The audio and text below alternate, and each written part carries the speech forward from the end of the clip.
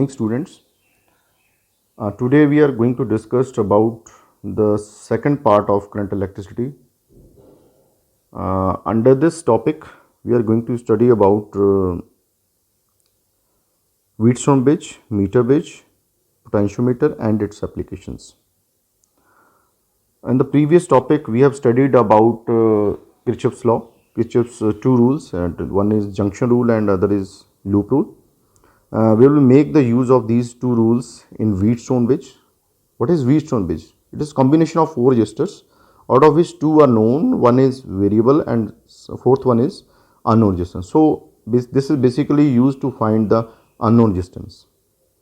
So here what we do, this is we have the whole circuit, and first of all we apply loop rule to loop ABCD ABDA, and we get the equation. Then we apply the loop rule to BCD B branch and we get the second equation. Just when the bridge is balanced, that is when no current flows through the circuit, the bridge is said to be balanced.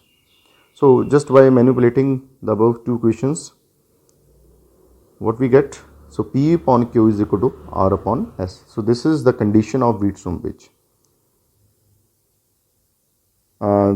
There are many applications of Wheatstone bridge, like for example, we have a numerical like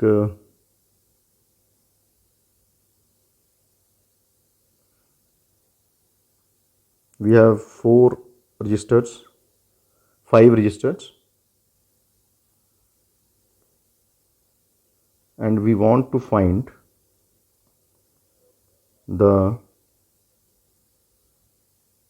this is C point, this is A point, this is B point, this is D point, this is E point, this is R5, this is R2, this is R1, this is R3, this is R4.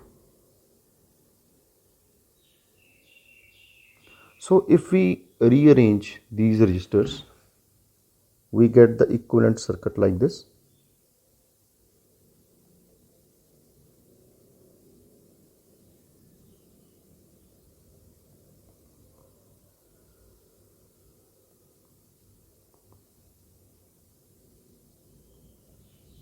So this is R5, this is point B, this is A, this is C, this is D,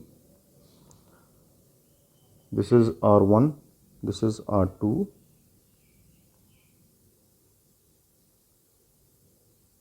R3 and R4. So if R1 is equal to R2, if R1 upon R2 is equal to R3 upon R4, then bridge is balanced and we can eliminate 4th register, 5th register, and we get equation like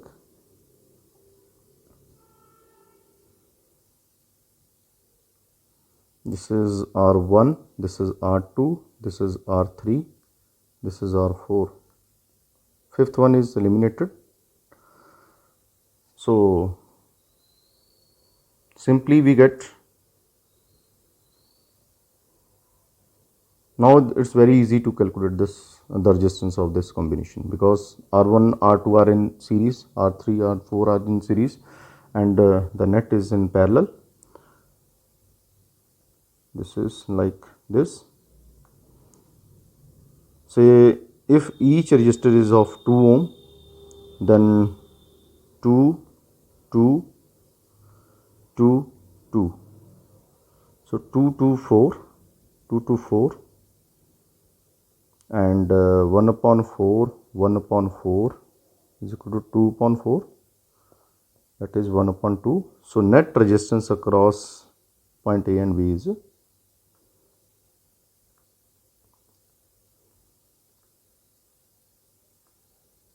R dash is equal to 2 ohm. So like this we can calculate resistance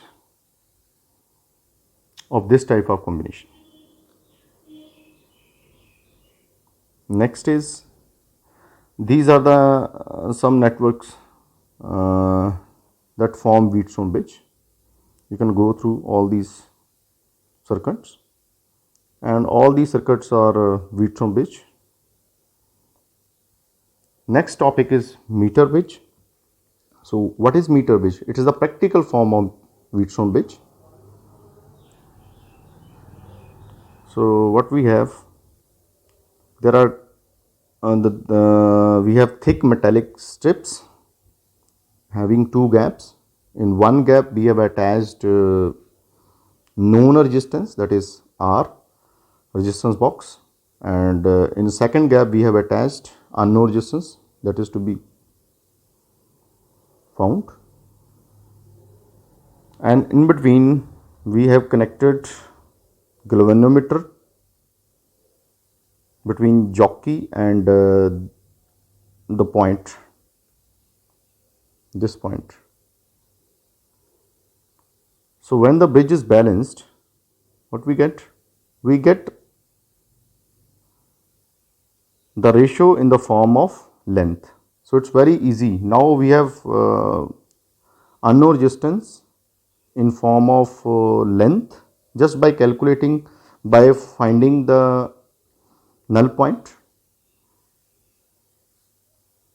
and by putting the value of R we can calculate unknown resistance. Next is potentiometer. What is potentiometer? It's a extended form of meter, we can say. In meter bridge, just we take 1 meter length, and here we take 4 meter length. E is the auxiliary battery, A is the ammeter, RH is the rheostat, and this whole combination is like this. So what is the principle of this potentiometer? First of all, if we know V is equal to IR, and if we make the current steady, that is constant, and rho is the resistivity, L is the length, and make the area of cross section uniform, then V is directly proportional to L. So potential drop across any length of the wire of the uniform cross section and uniform composition is proportional to the length when the constant current or steady current flows through it. So this principle is very much used in calculating EMF or comparing EMF of two cells. Like we have a circuit diagram to compare the EMFs of two cells. The whole circuit diagram is like this. Now when the bridge is balanced, when first cell is in the circuit, then we find the null point, and Vaj1 is equal to this I rho L1 upon A. So when the second cell is working, we get the second null point at L2. So just by dividing the two equations, this is equation 1, this is equation 2, just dividing the two equations we get this. If we know the EMF of one cell, the EMF of second cell can be calculated very easily. So working of the potentiometer is based on null method. So the resistance of the wire become infinite. Thus potentiometer can be regarded as ideal voltmeter. What does it mean? When we measure the EMF with the help of voltmeter, then there is a drop of some voltage across the internal resistance, or we can say that some current is taken up by the voltmeter, because when we connect the voltmeter, it becomes a closed circuit. So in closed circuit some current is drawn. That's why voltmeter measures the EMF little bit lesser than the potentiometer. So we can regard potentiometer as ideal voltmeter. Next is Second application is to measure internal resistance. So again, it is based on principle of potentiometer and null point method.